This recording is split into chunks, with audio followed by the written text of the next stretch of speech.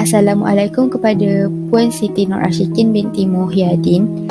Hari ini saya, Karina Camelia daripada 5MIU akan membentangkan hasil PBL kimia polimer saya. Berikut adalah 3 senario yang saya perolehi daripada PBL saya. Senario yang pertama, untuk menjaga kebersihan persekitaran. Senario yang kedua, dapat mengurangkan jumlah pembuangan sampah yang terdapat di negara kita. Dan senario yang ketiga ialah dapat mengelakkan pencemaran bau sekiranya persekitaran bebas daripada pencemaran alam sekitar. Apakah itu polimer? Polimer ialah molekul berantai panjang yang terhasil daripada pencantuman banyak ulangan unit asas. Hai, Assalamualaikum kepada cikgu. Hari ini saya akan menghasilkan produk kipas semula saya. Dan bahan yang pertama ialah botol sabun. Kedua, bekas, dua bekas yang berlainan saiz dan sebuah penutup kotak. Kemudian kita memerlukan gunting dan pisau lipat serta pensel untuk melakar dan jam pelukis. Langkah yang pertama ialah ambil penutup kotak dan melakar bentuk bulat pada penutup kotak.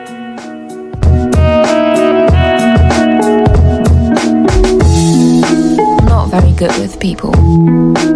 If you don't start a conversation, you won't have one. Selepas melakar bentuk bulatan pada penutup kotak, ambil gunting atau pisau lipat untuk memotong bentuk tersebut. Saya menggunakan pisau untuk memotong kotak tersebut.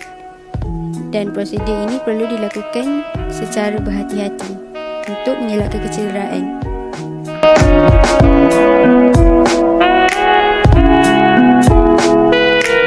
Not very good with people. If you don't start a conversation, you won't have one. Not very good with people. If you don't start a conversation, you won't have one. Langkah yang kedua ialah sama seperti langkah yang pertama, iaitu melakarkan bentuk bulatan kepada botol sabun dan bentuk segitiga kepada kedua-dua bekas yang berlainan saiz tersebut.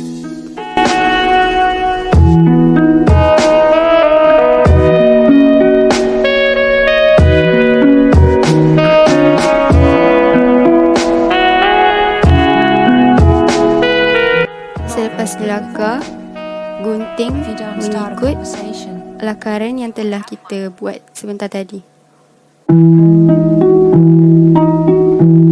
Kemudian bekas yang berlainan saiz tersebut juga perlu dilakar untuk memudahkan proses pemotongan. Not very good with people. If you don't start a conversation, you won't have one.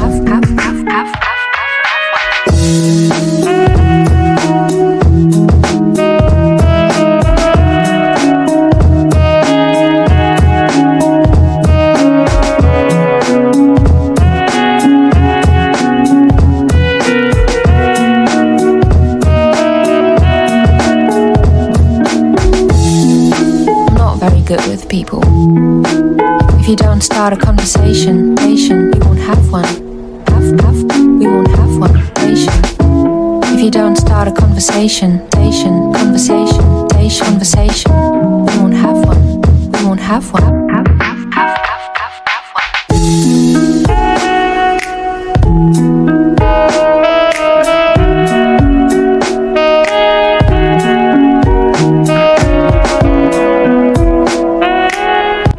Selepas selesai memotong kedua-dua bekas tersebut, kemudian kita melakarkan bentuk baharu yang kita mahukan ke atas kotak tersebut dan gunting mengikut bentuk yang kita mahukan. If you don't start a conversation, you won't have one. Selepas siap gunting, pilih beberapa kertas warna untuk kita hiaskan pada kotak tersebut. Dan saya memilih warna putih untuk menampal pada kotak tersebut. Seterusnya, lakarkan bentuk kotak tersebut ke atas kertas. If you don't start a conversation,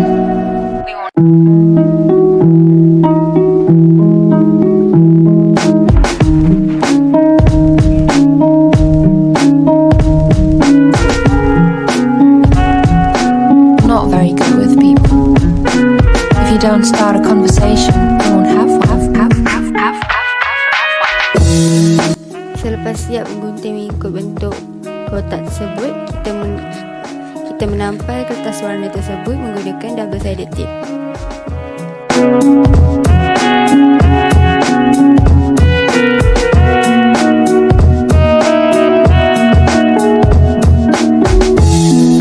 Not very good with people. If you don't start a conversation, you won't have one. We won't have one. If you don't start a Selepas conversation, menampal pada kotak, bekas-bekas yang lain juga akan dihias dengan menggunakan kertas warna.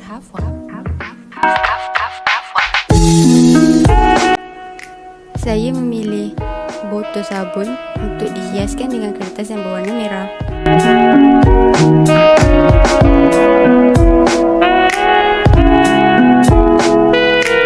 Not very good with people. If you don't start a conversation, you won't have one. Not very good with people. If you don't start a conversation, you won't have one. We won't have one. If you don't start a conversation, you won't have one. Kemudian, kedua-dua bekas ini juga akan ditampal dengan kertas warna. Dah siap. Selepas siap menghias, kemudian kita akan menampalkan ketiga-tiga bekas tersebut ke atas kotak. Not very good with people. If you don't start a conversation, we won't have one. Dan inilah hasilnya.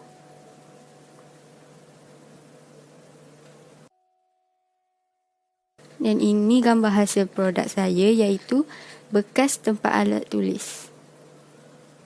Terusnya, saya akan menerangkan kelebihan produk saya.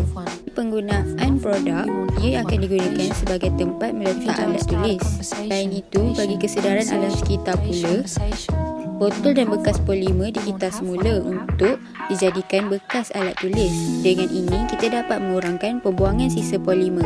Dan yang terakhir, bagi kos, ia tidak memerlukan sebarang kos kerana semua bahan seperti botol dan bekas hanya perlu dikitar semula untuk menghasilkan produk.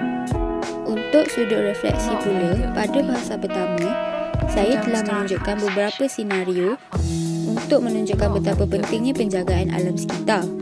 Pada fasa kedua pula, saya telah menghasilkan satu produk yang dapat mengurangkan masalah pembuangan bahan polimer. Dan pada fasa ketiga pula, saya juga telah menerangkan kelebihan produk yang telah dihasilkan dan cara penggunaannya. Dan akhir sekali, pada fasa 4, saya berjaya menghasilkan produk yang ingin diinovasikan. Walaupun produk saya masih memerlukan penambahbaikan, saya sangat berpuas hati akan produk kita semula yang telah dilakukan oleh saya buat pertama kalinya. Dan saya berharap pada masa hadapan, masalah pembuangan sisa polimer ini dapat diatasi dengan jayanya. Ini adalah senarai laman sesawang bagi sumber rujukan saya. Sekian, terima kasih daripada saya untuk PBL Polimer pada kali ini.